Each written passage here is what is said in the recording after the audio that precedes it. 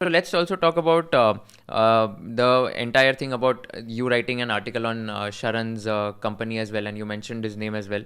तो इसमें एक बात बताओ कि अभी आपने कैसे, मतलब उनके बारे में आपने जब लिखा आर्टिकल, तो what was your thought process, what you thought was going wrong, and then उसके बाद की बात करते हैं. जी। तो एक तो लेट मी क्लैरिफाई कि इट्स नॉट पर्सनल। मैं एज ए जर्नलिस्ट जब इस चीज़ों के बारे में लिखता हूँ तब मैं सारे इन्फ्लुएंसर के बारे में लिखता हूँ, और जो बड़े हैं उनके ऊपर जिम्मेदारी ज़्यादा बड़ी होती है। दूसरी चीज़ ये है कि शरण हेगड़े के केस में इन्होंने आरआईए का लाइसेंस लेके रखा है, ये चीज़ किसी को इतनी पता नहीं थी, इन्होंने खुद ने ब्रॉडकास्ट की नहीं थी। और एक पोस्ट डाला कि मेरा ये पर्सनल सीएफओ क्लब करके है, उसमें मुझे बहुत डिमांड आ रही है, तो मैं 100 एडवाइसर्स की रिक्रूटमेंट वो भी कम पड़ेंगे, ऐसा एक पोस्ट आया था। तो मैंने उस पर रिप्लाई किया कि जब आप एडवाइस देते हो और पैसे लेते हो उसके, तो अभी फ्री एडवाइस का कोई इतना इशू नहीं बनता, लेकिन जब लोग उसके पैसे लेते हैं तब आपको सेबी का लाइसेंस लेना कंपलसरी है। क्योंकि जो लोग जिन्होंने कायदे का पालन किया है, जिन्होंने लाइसेंस लिया है, वो क्या सोचेंगे कि कोई दूसरा बंदा आके लाइसेंस बिना लेके पैसे कमा रहा है। तो फिर इन्होंने क्लैरिफाई किया कि हाँ, मैंने एक्चुअली किसी एंटिटी में लाइसेंस लेके रखा है।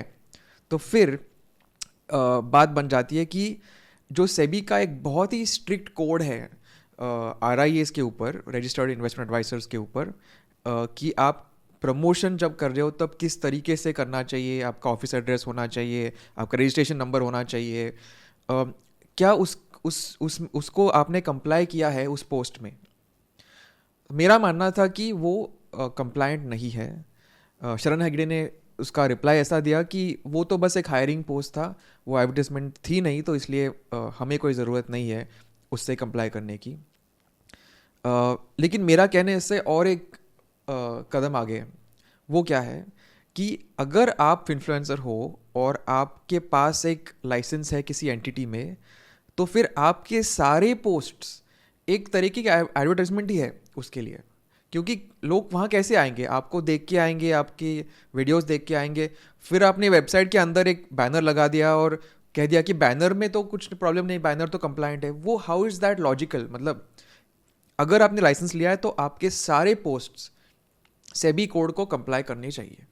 बट ये जो लाइसेंस लिया है, ये दूसरे, मतलब ये दूसरे एंटिटी के थ्रू है. हाँ, तो अब इंटरेस्टिंग बात अब बनती है कि शरण हेगड़े और उनके इस एंटिटी में कोई सेपरेशन नहीं है। शरण हेगड़े 70% होल्डिंग कंपनी को ओन करते हैं, और होल्डिंग कंपनी की होली ओन्ड सब्सिडरी के अंडर ये लाइसेंस है। तो होल्डिंग कंपनी 1% क्लब का जो ब्रांड नेम है उसके एसोसिएटेड है, और ये जो है वो पर्सनल सीएफओ ब्रांड नेम करके एसोसिएटेड है। तो एक तो ओनरशिप है, और दूसरी बात है कि शरण हेगड़े खुद उसके बोर्ड ऑफ डायरेक्टर्स पे बैठते हैं, तो सेपरेशन तो बिल्कुल है नहीं। Got it. तो इस चीज़ में मुझे तो लगता है कि कंप्लीट कंप्लायंस होनी चाहिए सेबी की एड कोड से। अगर ना हो तो कल सारी इंडस्ट्री, सारे इन्फ्लुएंसर्स खोल देंगे खुद के आरआई बिजनेसेस, और फिर इस कोड का कोई मतलब रहेगा नहीं। But is it very easy to get an RI license? Like what exactly is an RI license, and कितना इजी होता है ये मिलना? तो जैसे पूरा रजिस्टर्ड इन्वेस्टमेंट एडवाइज़र, ये एक बार एक्सप्लेन करो ऑडियंस को, होता क्या है एंड कितना इजीली मिल सकता है ये? श्योर। तो सेबी ने ये कॉन्सेप्ट 2013 में लाई थी, और आइडिया ये था कि जैसे हर प्रोफेशन में एक लाइसेंस होता है कि आपको अगर लॉयर बनना हो तो डिग्री लेनी पड़ती है, फिर बार काउंसिल की एग्ज़ाम का पास करनी पड़ती है, अगर डॉक्टर बनना हो तो मेडिकल कॉलेज में पढ़ना पड़ता है, एमबीबीएस के एग्ज़ाम्स पास करने होते हैं। तो उसी तरह अगर आपको फाइनेंशियल एडवाइज़र बनना है तो आपको पहले तो एक पोस्ट ग्रेजुएट डिग्री आपके पास होनी चाहिए जो फाइनेंस से रिलेटेड सब्जेक्ट्स में हो, जैसे अकाउंटिंग, मैनेजमेंट एक्सेट्रा। फिर दूसरी चीज़ सेबी ने रिक्वायरमेंट डाल दी है कि आपको 5 साल का एक्सपीरियंस होना चाहिए फाइनेंस रिलेटेड प्रोफेशन में। ये बहुत ही स्ट्रिक्ट रिक्वायरमेंट्स हैं, और ये कंज्यूमर्स को प्रोटेक्ट करने के लिए लाए गए हैं। इनफैक्ट इतने स्ट्रिक्ट है कि अगर आपको बस असिस्टेंट प्लानर बनना है, किसी आरआई का असिस्टेंट भी बनना है, तो आपको पोस्ट ग्रेजुएट डिग्री चाहिए और 2 साल का एक्सपीरियंस चाहिए. How was your interaction with Sharan? I heard you also went to his office. So how was that entire interaction? So quite polite. In fact लोग जानते नहीं कि मैं शरण को 4 साल से जानता हूँ. In fact one of the first journalist to cover Sharan, जब वो मतलब वो अपने बेडरूम से जब रील्स बनाता था, उसके 1 लाख फॉलोअर्स थे, तब मैं था कवर करने के लिए. तो ऐसा कुछ पर्सनल नहीं है. We are I think still in a sense friends also. But उसका ये नहीं मतलब होता कि जो मेरा स्टैंड है इन्फ्लुएंसर्स के अगेंस्ट, वो मैं किसी के लिए एक्सेप्शन बना दूँ. Right. So क्या like what was the summary of that entire meeting? Like after you went to his office and also what was the conclusion that you had after that meeting? Basically journalist का एक फ़र्ज़ बनता है कि जब आप किसी के ऊपर स्टोरी लिखते हो, तब उनकी साइड भी उसमें रिफ्लेक्ट होनी चाहिए. Correct. तो उस कारण से मैं गया था. तो हर एक क्वेश्चन का आंसर शरण ने दिया और ठीक से दिया. मतलब उसका फुल क्रेडिट मैं देखता हूँ शरण को और उसकी टीम को. ट्रांसपेरेंट था. तो मैंने वो रिप्लाई जो है वो मैंने स्टोरी में डाल दिए. और अभी सेबी के ऊपर है कि उसका आगे जाके क्या करना है. So what exactly is the business model of what exactly is the business model of 1% Club and कितने revenues कहाँ से आते हैं? Like what is the highlight of that? बिल्कुल.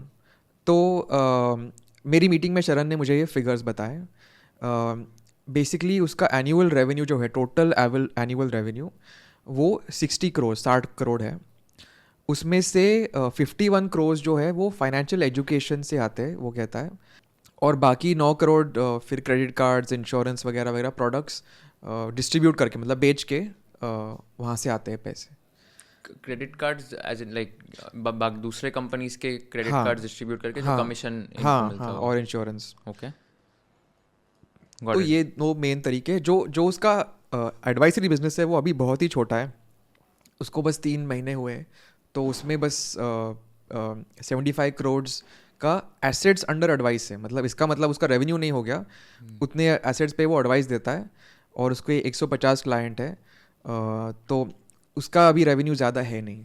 Got it. 75 करोड़ बेसिकली इतना 150 लोगों ने टोटल 75 करोड़ पार्क किया है. हाँ उनके हाँ एडवाइस के under. Got it. So one tricky question here. So what if let's say अगर ये एडवाइजरी बिजनेस ही नहीं होता एंड जस्ट कोर्सेज का जो बिजनेस है 15K पर पर्सन एंड जो 9 करोड़ जो क्रेडिट कार्ड डिस्ट्रीब्यूशन से आ रहा है, अगर इस पे अगर डबल डाउन कर लिया एंड ये अगर साइड असाइड कर लिया, तो then it won't come under the regulation of SEBI, right? बिल्कुल. If you learned something new from this video, do share it with your friends and subscribe to this channel so that we can bring you the best content possible.